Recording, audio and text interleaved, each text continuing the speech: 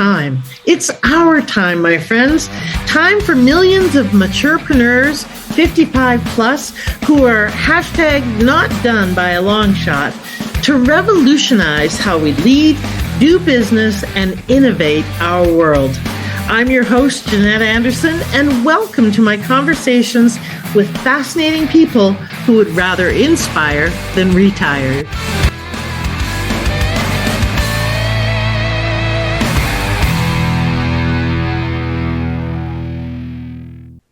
Hello, everybody, and welcome back to another episode of the Maturepreneur podcast. I'm your hostess, Jeanette Anderson, and today we have a fascinating topic that I'm really excited about with Tabatha Jones. So welcome, Tabatha, who is the Corporate Escape Sherpa. So we're going to be talking about your corporate exit strategy that no one taught you, which is kind of intriguing and also super important, because I know that many of you who are listening may have already left. You might be keeping going in your business, and so you're looking for tips and hints on how to scale or how to just find the passion and purpose again to keep you going. Some of you are in the getting clear area where you're defining what's next for you. Some of you are in the getting going. You're launching whatever your next chapter is. Many of you may be thinking, okay, I'm still have my day job. How do I get out of here? What do I do to exit? So today we're going to be talking about that. So listen up and please do share this episode with anybody you know who is still employed in some way, but is potentially going to be looking for a way out. So that's what we're going to be talking about. And I'm glad you're here to talk about it, Tanya. So welcome. You're calling in from the Bay Area, right? I am. I'm out a little bit east of San Francisco today. Lovely. I was sharing earlier that it's my favorite city I've ever lived in. I've lived all over the place. I've lived in, more places than most people can even name. But San Francisco is my favorite city to live in so far. Although I am really loving Victoria right now, Victoria, British Columbia, which is where I am right now. I live a polyhomerous or mobile digital nomad life. So I get around. So let me tell you about Tabatha. I'll give you the official intro, and then we'll find out all the juicy, salacious details behind the scenes. We'll find out more about her. But you get extra points if they're juicy and salacious, Tabatha. Okay, so Tabatha Jones is the CEO of Empowered Leadership Coaching, the Corporate Escape Sherpa, and the Leadership Coach. After 20 plus years leading high-performing technical teams in corporate America, she made her bold transition at 50 and now helps midlife women design profitable coaching and consulting businesses, overcome limiting beliefs, and fully embrace their leadership potential. Through her coaching programs, Tabatha empowers women to elevate their visibility, pivot into fulfilling ventures, and boldly step into the next chapter of their careers. Known for guiding ambitious women to make strategic, life-changing decisions, she is the go-to expert for midlife women ready to trade stagnation for success on their own terms. So awesome. I love that. And by the way, gents, if you're listening, I am sure you're going to pick up some tips too. So even though she predominantly works with women, you will get lots of great exit strategies for you as well. So keep listening. All right. So that sounds fascinating. And I want to hear about your own transition journey too. But tell us something about you we wouldn't guess. Maybe your friends don't even know, something that, tell us your deep, dark secrets.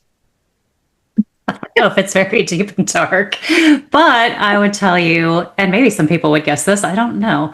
I'm a bit of a nature geek. So I am fascinated by everything from the stars and meteor showers to, the cycles of the moon to weirdly bugs. I had a whole ladybug life cycle going on in my hibiscus last year. And my 6-year-old nephew was like, all right, we can geek out with this. I mean, I took in little clippings of eggs and the larvas and the pupas and the babies and the we had everything going on, and I kept taking pictures of it and sending it to my friends, and they're like, please get a job, like you're bothering us. But honestly, anything to do with animals, bugs, nature, the sky. I have had girls' weekends where we were out barbecuing and I realized it was the Perseid meteor shower, and I was like, stop what we're doing. Let's look outside and see how dark it is. Line up the chairs, and had a whole row of ladies just staring at the sky, shocked and amazed that we were doing it. But I just love anything to do with nature. I say that as opposed to science, but I guess it's science too. Yeah. I wasn't a science genius in school. Okay. Well, yeah, gotcha. That was the one area I did geek out on. Well, was biology. I got 100% in my biology class. Not so much with math, but anyways. Well, so Lowest grade I ever got was biology. really, I think he only passed me so he didn't have to have me again. yeah, we could have been study buddies. We could have So been. tell me a little bit about your transition journey, first of all. So at 50, you left, made that transition. How come? And how was it for you? Oh my gosh. So a little before that, I had started building my business on the side. It was, I had been sitting at a conference. It was a women's leadership conference. And I kept hearing this little whisper of, why aren't you up there? Why are you sitting here still? And, all the voices come in that we all are familiar with. Oh, you don't have multiple master's degrees. You don't have a PhD. You haven't traveled the world, blah, blah, blah, right? All the comparison steps in. And I'll tell you, during that conference, the whisper just kept getting louder and louder. And I was like, all right, I hear you. I hear you. Whoever's talking to me, I hear you. So I went home, I hired a business coach and thought, all right, let's get started. And that business coach really helped me come out with, my main thoughts and ideas and who I wanted to work with. And it was really fun. And doing that alongside a busy job was a little bit challenging. But it was absolutely a great opportunity because it let me get very clear on my why. It let me get really clear on my what, like what gifts and skills do I want to use? What problems do I want to solve and with what solutions? Get extremely clear on my who do I want to work with? And then the how do I want to work with them? So over the 4 years I was building, in the beginning, I never really thought I'm just going to leave my day job because I loved my day job. I was leading technical teams. We were doing huge projects, working with people across the country, in Ireland and Israel for vendors. Like it was really a great job. Fast forward to 2019, and we went through a big reorg. So going from a division structure to a national corporate structure. And I thought, wow, this is such a cool opportunity. Until I realized how many times I was going to be expected to fly to Philadelphia. And until I realized that the leadership team I was now reporting to didn't lead the way I did. It was very, 1995 style management. And I did not thrive in that environment. I'm a leader. I believe in elevating my teams. I believe in letting people really get into and understand their own capabilities so that they were motivated to do bigger and better things. And I'll say there were some significant headbutts. There were definitely times where I was given an answer while I was sitting in an office in a meeting room in Philadelphia. And I would get home and I would get a phone call that, after you left, we continued the conversation, which drives me bananas. So I thought, okay, after the third time that happened, I was like, you know what? I just don't think this is for me anymore. Yeah. So the leadership team, we reorganized in 2019. The main team, the 400 employees, reorganized at the beginning of 2020. And I was like, okay, I'm not happy, but I'm going to put on my fake smiley face every day, do my thing, and I'm going to leave in April. And then we had that little bitty pandemic. And I said, well, you know what? We're going to pump the brakes. We're going to hold on just a bit longer, keep building my business on the side. I'm working from home now all the time. I have more time to keep going. And I'll get my team scheduled, elevate my leadership, and I'll exit next year. And that was probably one of the hardest years I've ever worked through, just because I was so out of alignment. I was physically sick. I was exhausted. I'm an authentic person. So whether you like it or not, you kind of get what you get. And in a professional environment, you don't get to do that so much. So it was just really uncomfortable and awkward. And the pandemic, of course, continued. We didn't think it was going to lift. And I had my 50th birthday. And I said, you know what? I'm doing it. Because if not now, when? And I don't want to live with regret. I don't want to continue coming to a job that I'm miserable at. And I never want to get on an airplane again to Philadelphia unless it's for fun to go see somebody I love. Yeah. And I don't know that I love anybody in Philadelphia. So anyway, Okay. That was when, that December, I told my husband, I'm like, I'm giving notice in April. It's happening. And he's like, ooh, are you sure? Is this really what you want to do? You've worked so hard. I started talking to friends, same thing. Like, you've worked so hard. You make so much money. I'm like, I know, but it's time. It's time for me to go do the thing that I've been called to do all these years. And I kept kind of having the conversations. In March, after my bonus was in, after my stock options were vested, after all the things that needed to happened, which is a big part of my program, get your finances in order first. I gave notice. And after 27 years and 11 months, I gave 3 weeks notice. Watched my boss visibly choke on her water on this computer screen. So it was a bit of a shock. And I just told her, like, I appreciate you. This is just not for me anymore. And then April 2nd, I woke up and I took my laptop and my extra cell phone and all my company assets and my badge, and I took them right to the UPS store and dropped them in the mail at 9 a.m. Wow. So, Awesome. yeah, so that's the long story of how we got here. Okay, we know that's fascinating, and I have a bunch of different notes about that. So, first of all, fascinating to me that the first thing you did was hire a business coach, even while you were working on it as a side hustle. Because a lot of people think they'll just kind of learn and putz along and so forth and so on. What prompted that? One, I'd never been an entrepreneur before. I had tried a little tea party business a few years back and realized as soon as it became a job, I hated it. So that was not my play. That was not my purpose. That was something I enjoyed doing for fun. Yep. And I didn't want that to happen again. But I also needed someone who had walked the walk before. Yeah. So she was my Sherpa, right? Somebody who could guide me, tell me things that I wasn't thinking about. I know a lot of entrepreneurs, like a lot of the women I work with now, the thought of niching is scary. Mm-hmm. She taught me the niching masterclass, and why it was so important. And, just having someone there that could guide me, mm-hmm. who could say, when I could say, I've had a hard day, I just had like 5 no's in a row. Mm-hmm. She could say, okay, well, let's go get a 6th no and see what happens. Like, oh, well, look, that one's a yes. So, just someone to do that. And that's, I tell you, I know I hear a lot of, and you may hear this too, but, it's just not in my budget, or I can't afford it, or I don't have time. And I'm like, well, but do you have time to fail multiple times?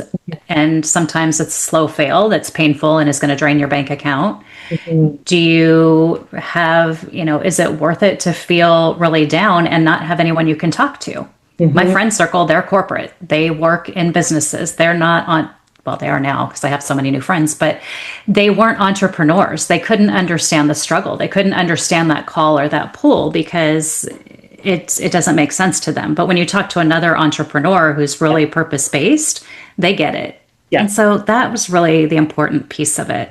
So there's 2 really important pieces that I want to underline in that, Tabatha, that were so smart of you. One is, if you haven't been an entrepreneur, it's not the same thing as being an employee. It's very, very, very different. So you need to learn how to be an entrepreneur. Not only do you need to learn about business and running a business, but you need to learn the mindset to have a different approach towards risk, to be more curious, to be more growth mindset oriented, to be more resourceful. And there's a lot of different things that are required to make that transition. So it's brilliant that you hired a coach right out of the gate to help with that, as well as the practicalities. And so, yeah, I totally agree with her. Do that right away. And yes, you can have all sorts of excuses, but let me tell you, while you have your job is when you're the most likely going to be able to afford it. So do it then. The second thing was, you mentioned that, you asked friends and they were like, oh, no, you got a good job, say, keep the security. Our society is still stuck in, well, the Stone Ages, but the 50s, where, you go to school, you graduate, you go to university, you graduate from there, you go and get a good job, you work in corporate, you work your way up the ladder, you get married, you have 2.5 kids, a white picket fence, and then you retire. And that has so not been the case for almost a century now. But we still haven't got out of that mode, and we haven't kind of figured out that there's a whole different way of doing that, our lives. And so people who are in that mode, most like our family members and coworkers and so forth, are the most likely to be discouraging, because then that kind of calls into play their choices and or into account. And so don't ask them for advice. That's not the right place to go. Go to people who have been entrepreneurs and ask them. So that was also very brilliant of you to kind of recognize and not listen to them and to go elsewhere for that input, because it can be very discouraging. It is hard to let go of that bag of peanuts in order to pick up the bag of cashews, or it can be. Yeah. Now, you mentioned that you were doing it as a side hustle and working in your business, and you very quietly said it was a little challenging. Come on. Let's get the hardest thing I've ever done. On the show. So tell me what a little challenging actually meant. So do you have a family? Were you married? Do you how little was that little challenging to work full time and work on getting your business going? Yeah. At the time, my son was in high school. My husband is self-employed, so I help with his business. And I had a very busy full-time job that, sometimes required 2 a.m. work because we were implementing system enhancements, or my team was dealing with an emergency and I would get up with them and work. So a little challenging is definitely putting it gently. I actually was talking to someone and she said, I couldn't possibly have worked on my business while I was working full-time. And I said, well, you have to choose your hard sometimes. And my hard was, I'm going to work hard. Maybe I'm going to sleep a little less. Maybe instead of watching a movie when I want to, I'm going to spend an hour on my business, because that's truly what I want. And it didn't get easier when I was traveling back and forth to Philadelphia. It didn't ever really get easier. It just, every level I achieved, I say level, but every success, every win, everything that continued to show me, every time I saw 11:11 on a clock, right? Everything that continued to say you're on the right path. Yeah. I was like, all right, it's worth it. It's okay. And there were tears, there were hard times, and it is what it is, but it's all been worth it. Yeah. And something you said too, with your friends, they're not really necessarily going to understand or be the ones to talk to. Even when I left, and I would love to say it was all sunshine and rainbows, but we know how things are, right? There's hard days, there's hard weeks. I would talk to a friend thinking we were just having a conversation where I was going to get a little pep talk, and the immediate response is always, and it still is if I say something, so I don't really talk to certain people anymore about that, but it is always, oh, I know someone that's hiring. Do you want me to send your resume? Like, no, what I want you to do is pat me on the back, tell me to be a big girl, get me a coffee, and send me back on my way. Exactly. Tell me to put my big panties on and away we go. But yeah, no, it's that default mindset for a lot of people. And so you really do need to find your people to have that encouragement who get you. And how about the family? Because your husband was self-employed, so that probably made it quite a bit easier. But for many people, they struggle with a spouse that doesn't get it and necessarily support them. So what was that like, and what did you have to negotiate and navigate to make that work? So this might be some of the juicy bits that we were talking about early on. So you would think that would have been an easier transition, but it really wasn't, from a couple of reasons. One, he viewed me as successful and happy in my job. And, I had done big things and I was always proud of myself and my team's accomplishments. And I am an extreme extrovert. So being in the middle of things and knowing what people are doing is big for me. So he wasn't quite as on board as you might think there. The other thing is, in his business, one job, so one client, is all it takes to keep his business going for the year or the 2 years or however long that project lasts. Where we know in this world, it's a little bit more of I don't know that hustle's the right word, but there's definitely more marketing, talking to more people, getting into more spaces. So it looks very different. Yeah. That piece of it was a little bit interesting. But when it came to finances, again, going back to that's one of the very first things I talk to clients about is that finance piece. I had done the work. I had paid down the debt. I had created my parachute account, my running money. I'm not allowed to call it that just in case I'm running from my marriage, but my parachute account. Just to stock money aside, making sure that my retirement was still good. I had conversations with financial planners. I cut unnecessary costs. having worked for the cable company for 100 years, I hadn't paid for cable in, I couldn't tell you the last time I had a cable bill. And that first cable bill knocked me off my chair. It's like, we watch like 4 channels. We don't need this anymore. Yeah. So finding where you can make those cuts, right? And then as I was preparing to leave, and the comment about money came up again, it was tell me what you need and let's go buy it and be done with it, because here's what I want to do. And then it really takes redefining success. So a lot of us at this stage in life, we have an identity built around a successful corporate career. We've got to redefine what that success looks like and what it really means. Before, it was money, it was promotions, it was, implementing a project that made a couple $1 million for a multi-billion-dollar company. Now it's having an impact on women's lives. Yeah. And a few lucky men. So I have men that come my way too, but it's mostly women for me right now. Having that impact and feeling good about what I'm doing every day and not really worrying about, things that a company's affiliated with that I maybe don't agree with 100%, or policies that I didn't like. If I don't like a policy, it's mine. I get to change it. Yeah, exactly. Well, and that is such a big and important part of the transition is identity. Who am I now that I am not the role I have been? And who am I now that I'm not getting my accolades and my acclaim from being the VP or the CEO or the whatever it is? Because we do want acclaim, we do want acknowledgement, and where do we get it if not there? So that could be very hard. Did you have any, because you had achieved lots of different things, you were a superstar in your company. Did you have any times where you really struggled with being on your own, not having any of that, any of those strokes? Yeah. Absolutely. I wish that I could say, no, it was all just fantastic after I left.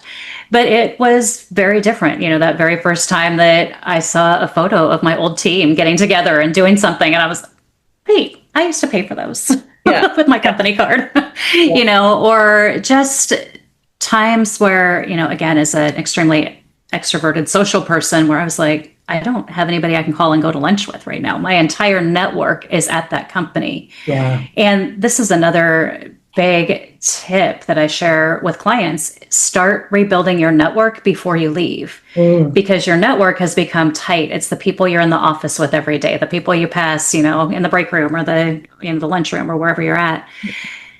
The people that are going to work with you are not generally that group either, because they recognize me as, this high performing executive.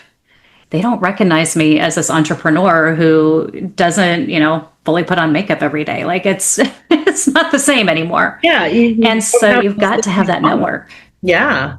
And that's a brilliant tip as well, to not only take care of your finances and really be mindful about that so that you know what's going on, but also to rebuild your network in advance. Otherwise, you're going to be left in a vacuum. It gets very lonely very quickly and can be very challenging, especially if you've been used to being surrounded by community and support and stuff. And the other piece of that is also think about who you need to call in for support, because what a lot of people that I've talked to, who, especially from the executive ranks, when they make the transition, it's like they don't have anyone to hand everything off to and have those people implement things. They actually have to do the work now, and that can be a big challenge as well. So, not having a team. So what was that like for you, and what did you do about that? When did you start building a team, or did you? Yeah. Oh my gosh. So funny story. I did a live workshop. I was going to stream it live on Facebook, and nothing worked. And I was like, I got to open a ticket. I need tech support. And then I started laughing because I was like, shoot, I am tech support.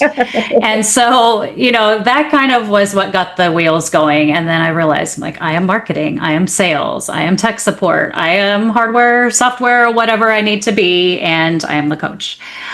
So it definitely was a big transition. I'd say the most shocking part of it was spending more time on the business than in the coaching, which is where, it's really my sweet spot. But it's, it takes time and figuring that out. Everything is figure outable. Again, another coach, right? How do you handle this? Help me out with what do I need? What am I missing? As far as a team, I have a pretty lean team. I have an editor for my podcast, who I contract, and I have a contracted marketing person who does a lot of work as far as like websites and social media and getting those types of things done. Other than that, right now, I don't have a big team. At some point, I will. My goal is to have other coaches working under me, certify them in my program, and have them work with me. But at this point, I'm not really there yet. I don't really want to let go of the client piece because that's the piece I love. So one day that's coming, but it's a big shift for sure. It is. And if you are considering this transition, for sure read The E-Myth by Michael Gerber. It's an old book. There's a revised version. There's a bunch of sub niche related versions of it too. But he talks about the three roles or the three hats or the three legs of the stool in a business. The visionary strategist, the person who is got the big picture and who has everything in that big picture, can see everything in context. So that pulls you forward, gives you the hope, gives you the purpose, the why, which we'll come back to. The operations person who does all of that work you were talking about. So the sales and the marketing and the operations and the finance and so forth. And then the technician who delivers the products or services. Almost everybody starts a business as a technician. They want to be the coach. They want to be the consultant. They want to do the work. But they don't learn those other two roles or they don't get them filled. And that makes your stool fall over. So really good foundational book that I highly recommend. You mentioned also your why and that you had a clear why and that really kind of pulled you forward or you clarified your why. So tell us what your purpose in life is. What's your why? It's honestly to make sure that every woman and a few lucky men know that it is never too late to have what you want, how you want it, and to live a life of purpose. And, to me, that means that we all have gifts, we all have value, and I want to help people remember that and bring it forward so that we can bring the gifts into the world and bless other people with them. Lovely. Yep. They were sisters from a different mister. So you mentioned, and I think this is a great quote. I wish it was a bumper sticker. I'd put it on my car right now. Choose your hard.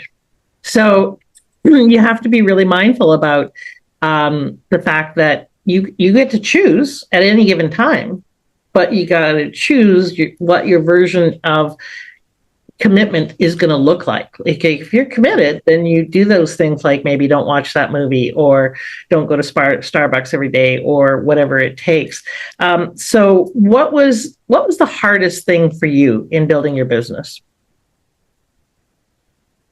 I would say, gosh, I think back to all the things, right? I would think initially it was the niching. So even having a coach telling me that I should and why I should, it was hard. And so I initially was experimenting with people, which is one of the things that I learned through that process is that you have to start with your why. Had I started with my why, my niching would have been a lot quicker and easier because I was experimenting with all different age ranges and genders and problems and things, right? And I really settled in the career space initially and loved it. But it comes down to the hard piece was really just the time, like finding the time, making the time, being willing to give up and make sacrifices on certain things. But when I look now, kind of fast forward and I look back, yeah, it felt hard at the time. But then I also look back, I'm like, I'm so much healthier physically, mentally, emotionally. I'm so much healthier. And my tests from my naturopath prove it. Like it's good for you. But choosing, just knowing, and I guess I'm not saying this as clearly as I could, everything we do is hard as adults, right? There's always pulls on your time. People always need things. You've always got to set your priorities. There are times that it's always going to be hard, but my hard could have been pushing through, sticking at corporate, feeling sick, being miserable, or it could be just kind of making it hard by working an extra hour a day to build my business and then taking that leap of faith, well-planned leap of faith when I did and getting going. And now, I look back, I'm like, it's been 4 more years and I can't see myself going back. I've had people offer me, would you be interested in this job? I was like, I think I've been in the wild too long. I don't know that I can follow rules like that. Yep. I don't, you'd have to send me to your HR department first for a stern talking to. Yeah. I don't know how that's going to go.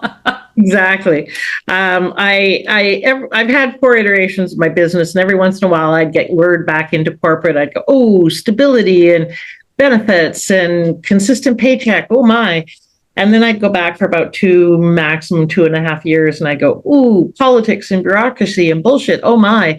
And I'd leave and go back out. But I was permanently cured in 2001, and I'm just completely unemployable now. So I love what I do. I'm still stupidly in love with it, and would not be able to do a corporate gig, even if I desperately had to, unless it was a very unusual organization. We talked a little bit about some of the things that people need to keep in mind when they're making the transition. One of the things I really want to have you be super clear about is you had what you call parachute money or getting running money, or many people don't realize how long it takes to get a business up and running and functional to replace your level of income, to just become a job, to be the job equivalent, never mind the, extra. So talk a little bit about that. And was it surprising for you how long it took, or were you already prepared for that? Because you did 4 years of part-time side hustle, which is a long time. And I have a client right now that's struggling with that very same thing. She's been doing it for a lot on the side and hasn't seen much progress as a result because she's only working on it a little bit. So it hasn't been moving along really powerfully. So she's kind of losing the inspiration. So how did you keep going? What were some of the things that you needed to stay committed? And what were some of the things you needed to prepare to make the leap? There's about 12 questions for you. There were. So now I'm trying to remember all the questions, but I'm sure you can refresh if I miss any.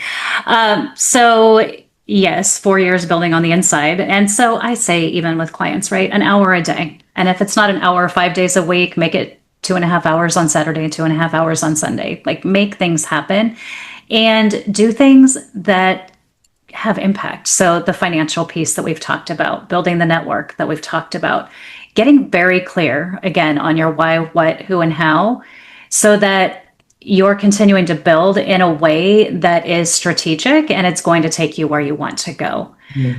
A lot of people fall into the experiment stage and they never come out of it. Or it's spinning your wheels and spinning your wheels and spinning your wheels, but you don't want to give up because you want to do it so bad, but you've never really asked anybody, do you really want this? And maybe they do, but maybe they're not understanding your language. A lot of us forget we're the experts. We know what we're talking about. Somebody who's not here needs to hear the words that they're saying to make it make sense. And I don't know how many times I've had people say, you're speaking at an 11th grade level. I need you to bring it to a 3rd grade level. Yeah. And once you do that, it's amazingly different. Yeah. The niching piece, I resisted here and there. I actually did a little experiment and kind of dropped the Gen X women or the midlife women piece of it, and the phone stopped ringing. It didn't just stop ringing. I'm calling the phone company. I think something's wrong with my phone. So the niching is so, so important.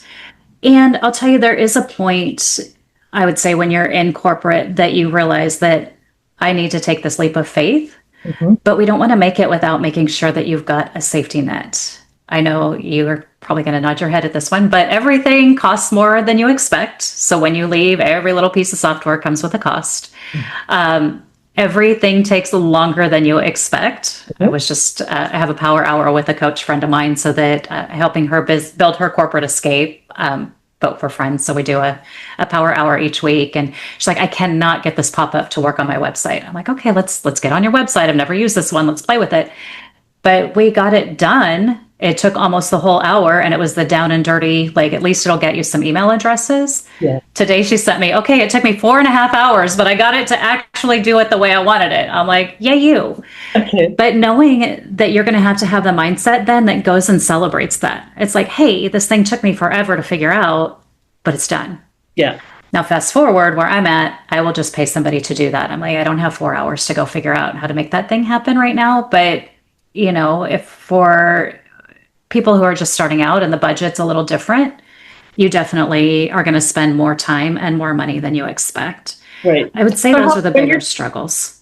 when you're talking to your clients, how long do you tell them to expect until they start making an equivalent salary? And I know it's different from person to person and business model to business model and industry to industry, but they're not that dissimilar. So tell me what you tell people as far as setting expectations. You know, it's really up to the individual, a lot of it, because you have to be unafraid of getting in front of people and having conversations about what you're doing. So my thing was staying in for 4 years allowed me to pay off every bill I had and stock money away and make sure that my retirement was set in a good way to where it's earning money. So when I left, I didn't really need to replace my corporate salary. I made a great salary. I enjoyed spending money, but you know what? I don't need to spend $1,000 at White House Black Market every quarter. Weird, but people only see me from here up. Yeah, They don't care. yeah, exactly. I'm like, what do you mean I don't need 17 new pairs of pants this year? Yeah. So it's reframing a lot of things. So yeah, would I love to replace my full corporate salary? Sure, but do I need to? Not really. Right. So it could take another 3 to 5 years, depending on what you're doing, how you're promoting, where are you, showing up or not. I've met entrepreneurs that tell me it took me 10 years. Generally with my clients, because we start building before we go, there is a good safety net. They generally have a couple years of lead time before they need to really be hitting that multiple six-figure price point. Right. Well, and you touched on something very, very important. It is driven by how good you get at sales and marketing. It's not just meeting people. You have to get good at sales and marketing, at being able to say, here's what I do, will you buy it? And all of the refinements in between. Here's what I do. And don't forget that price point, because people will give you one little look and then you're backpedaling. Oh, I'm just kidding. It's really 50% off for you. Yeah, exactly. Oh, we don't have time to go through all the limiting beliefs that particularly women have about the value and their worth, but that's another component of this. You really do have to do the inner work as well. I mean, I've facilitated personal growth workshops and taught coaching certification programs for years. And one of the things I say is I help you get the 4 inches between your ears working so the business can work, because that's one of the biggest impediments is your limiting beliefs about you and about the world and about money. Yeah. And so that's some of the work that I know you do with people at the very beginning as well and throughout, because they have to do that, or any of the strategies and tactics won't work because they've got the gas brake on at the same time. Okay, so just quickly recap, what are some of the various things that you advocate people think about or do before they make that leap? So what's your general advice around that? We're going to hit back on a couple, which the finances, getting clear on your finances. We have so many revenue leaks that we don't even think about. Streaming services. I had a client that was paying for 3 gym memberships. For one gym was by her old job that she hasn't been going to for the last 3 years. I'm like, let's go clean that stuff up. Yeah. And then start funneling that money to paying down debt and then into a separate account. So you have that parachute account. Meeting also still on the financial side of it, meeting with your financial advisor. What does it look like? If I were to leave, how's my retirement set? Is there anything I need to be thinking about? What does it look like when it rolls over? All of those things that need to really be uncovered. I always say, as a Gen X woman, we weren't taught a lot about money. So we need to get over the fear of asking questions about it. Yeah. And we also need to learn it's a renewable resource. You can always go get more. You may do something a little different, to fill in the blanks. Yeah. So finances are number 1. Number 2 is that network, rebuilding your network, reaching out to people. I always say people who are in the Tabatha fan club. So reaching out to people who I worked with years ago, old vendors, just people who have come in and out of our lives for whatever reasons. Maybe we had kids at the same time. Mm-hmm. Do I expect them all to be clients? No, absolutely not. But I expect that when I tell them what I do, that they may know somebody who needs me. So that's really building my bench of support. The other part of building your network, I joked a little bit about it, but when I was working my corporate job, none of my network was in my community. Yeah. I commuted an hour to an hour and a half. They were at work. Mm-hmm. And what I realized needed to be done, and this was a little bit later in the game than I wish it would have been, so I coach differently now on this piece, but getting to know entrepreneurs in my community. Somebody posted she was a coach on the Nextdoor app, and she's talking about, her business and whatever. I was like, hey, you want to have coffee? Yeah. And so, building a friend in the neighborhood that we can go take a walk and talk, or have a little rant session and build each other back up, pull up our big girl pants and go. People who own businesses. So walking around downtown, popping into coffee shops, just having conversations with people. Because now when I have a bad day, I don't really feel the need to vent. I'm like, you know what? I'm just going to go have coffee and go talk to Mary and see what she's doing today and kind of see what's happening there. And, always get something new to shift the perspective. Right. Third is start really thinking about your why. And I know this really could be first, but I like to put it third because we're going to figure it out. But making sure you're clear on your why. You want to be the word's not militant that I'm looking for, but so like I would fall on a sword for this one, and you can't tell me anything different. This is absolutely my purpose. Yes. So that you're clear and you're not jumping around all the time. Yeah. Though my business shifted and I've shifted a bit away from the career advancement and job search, my clients stayed the same, just looking for a slightly different outcome. Because I know that the midlife space is really where I thrive and where I want to bring the most hope and change. Right. So those are a few. And then, as I said, with that freedom framework is just getting really clear on that. Once your why is clear, your what gifts do you want to use? What problems do you want to solve? Who do you want to solve them for? And how do you want to do it? Do you want to do group? Do you want to have one-on-one? Do you want to do courses? What does it look like? Yes. And everything you figure out along the way is just going to drive you to making your business stronger and stronger. And I'd say the last thing is not putting it off till someday or another day. Put the damn date on your calendar. Yeah. I have clients circle the date. I'm like, pick your escape date. There's no judgment. Circle that thing in red, and then let's back into it, because these are all the things you need to do by this point. So let's back into it and get your action list so that every day you're not going, well, she said I need to work on it an hour a day. What am I going to do today? Well, guess what? Today, you're going to go write some LinkedIn posts that are going to show that you're thinking differently and bringing your ideas out into the world. Yes. Or you're going to show up at this random networking event and start telling people what you're doing and asking for feedback. Yes. There's so many things we can do as we get going and get positioned, but get yourself a Sherpa, a coach, somebody that's walked the walk so they can help you. Yeah. To clarify with your why, one of my titles is the Why Whisperer, and I'm with you. I think it's so important to figure that out. My definition's a bit different than a lot of people's. I believe it's about what you're healing from the past and what you long for the future, for yourself and others. And it's the intersection of that. I think it's consistent through our life, and how we live into it changes from stage to stage. But the point is, when you figure out what that why is that pulls you or pushes you forward, or both, then it's easier to get out of bed. It's also easier to differentiate because, like you said, start with why. As our friend of the mind, Simon Sinek, says, start with why, read the book, watch his TED Talk on leadership. It's the most brilliant 17-minute talk on marketing that you'll watch, because he talks about why your why matters, why matters, and how important it is. So really recommend that you watch that. And like you said, if not now, when? So stop with the stories and the excuses and the BS and the but. Pick a date, commit to it, tell someone that you're committing to it. So you're putting it out in the world. Be careful about who you choose with that, so they don't shit all over your dreams. And then do like Tabatha said, call in support to make it concrete, to get you moving, to take away some of the overwhelm, because there's about a million things you can do. I just want to throw in here, because I have did it differently than you. I bootstrapped every business that I've had, never had enough money set aside to do it, did it much more stressfully than you've done it. And you can do that. It's just a lot more stressful.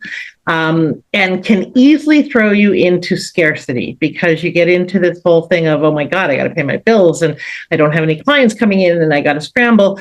And so that, of course, takes away our power, makes us a lot less appealing.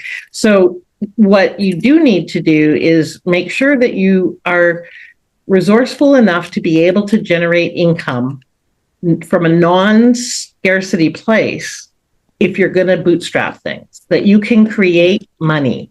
If you can't create money pretty much at will, then go that path. Make sure you've got a reserve. Make sure that you've got that safety net, because it's really hard if you don't have that ability and you're trying to bootstrap. So make sure that you have that mastered or you're confident in that and have proven that that's the case. So the if not now, when is a really good question, because really then we go, well, when this is in place, when that's in place, and most of those are just excuses for our fears, right?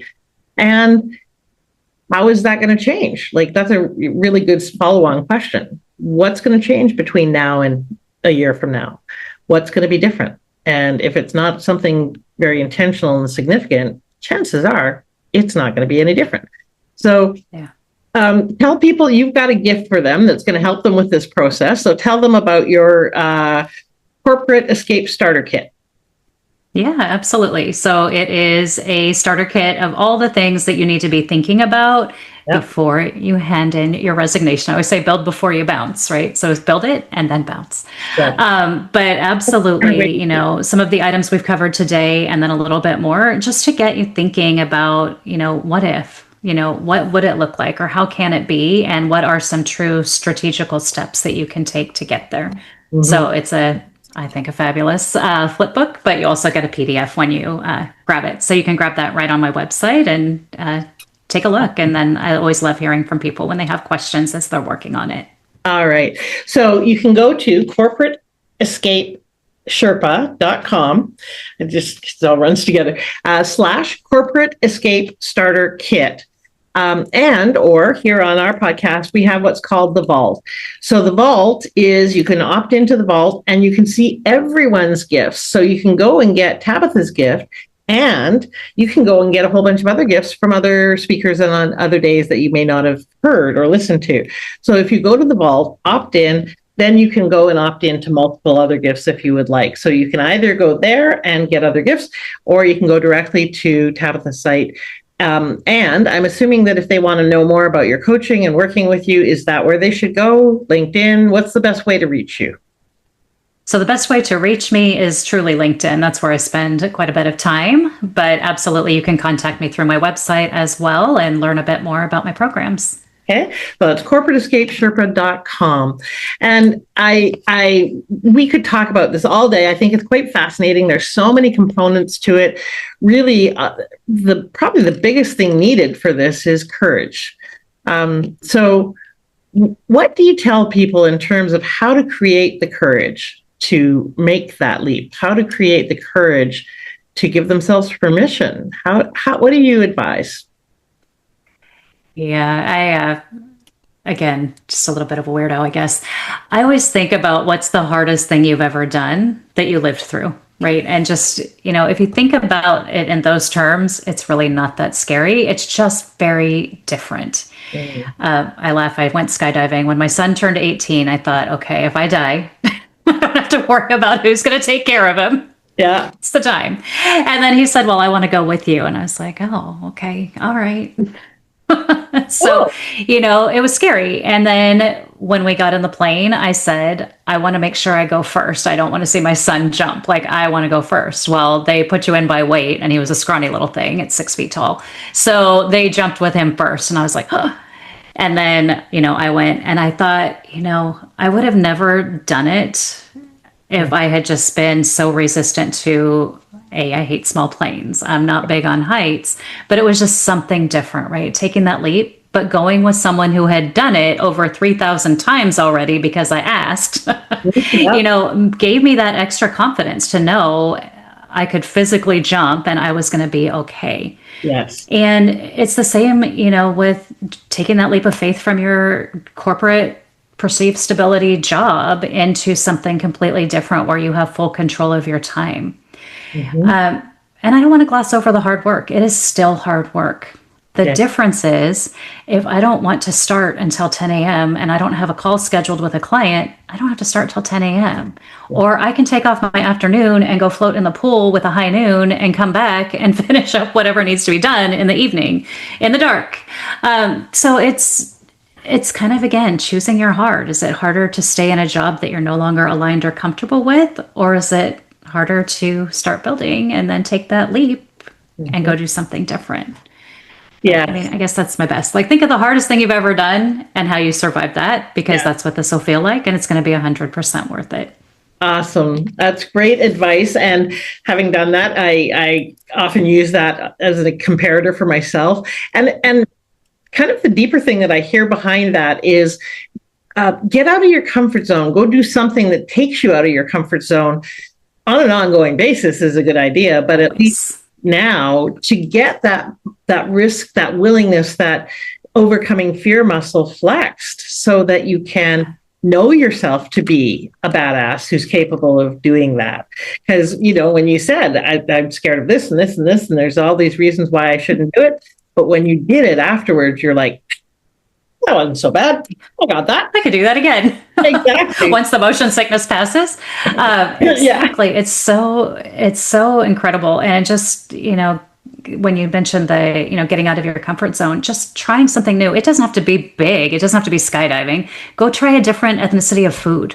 Yeah. Go try a new spice at Trader Joe's. Like, get yourself into just something that's not what you're used to. Yeah. In 1 month, I did Zumba for the first time, aqua Zumba, and pickleball. Like, I am a firm, get out and do something different that you've never done and see what you think. I mean, one, you're going to make new friends who are going to ask what you do, which is, free marketing.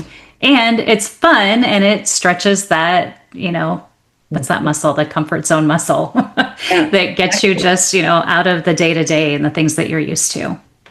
There's so many nuggets here. I hope it might have sounded like, kind of easy and simple, but there's so many things that if you really spend some time diving into them, ladies and gentlemen, it's going to give you great foundational grounding for making this transition. Really think about, if not now, when and why and how that makes sense. And really, is it just your fear that you're going to let rob you of your life's dreams? Choose your heart. What is that going to look like? What is your commitment and how are you going to create that and make it stronger?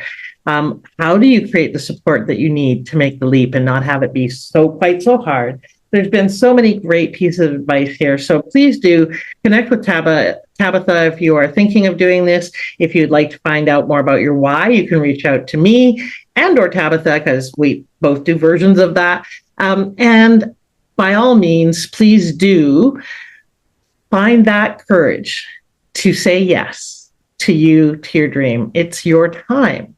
So what's one last piece of advice that you'd like to leave everyone with, Tabatha? Honestly, it's just that it is never too late. This is literally the best time of your life to get out and do whatever it is that you've been putting off, whatever it is that you want to do.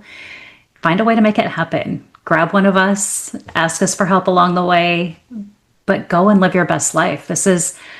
I tell you, when people say, what's the best part of being in your 50s? I'm like, I can do whatever I want. Like, I don't have to care about how anyone feels about what I'm doing. When they say, what do you mean you just went and did that? I'm like, yeah, it was great. Yeah. So live your life. Don't live with regrets. Just go and do new things and have fun, but really enjoy this next chapter. Beautiful. Yeah, it's a very liberating time of life if we let it be. And so I love it. I pretty much couldn't say it any better and differently. Our tagline here is #not done by a long shot. So if that's you, take this advice, make the leap.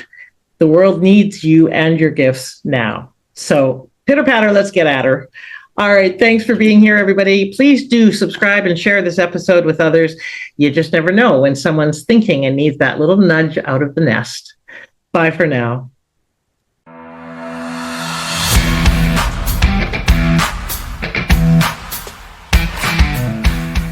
Thank you for listening. I'd love it if you left a comment and subscribed. And I encourage you to apply one aha from this interview right away so you can turn your wisdom into wealth and your contribution into positive change. Bye for now.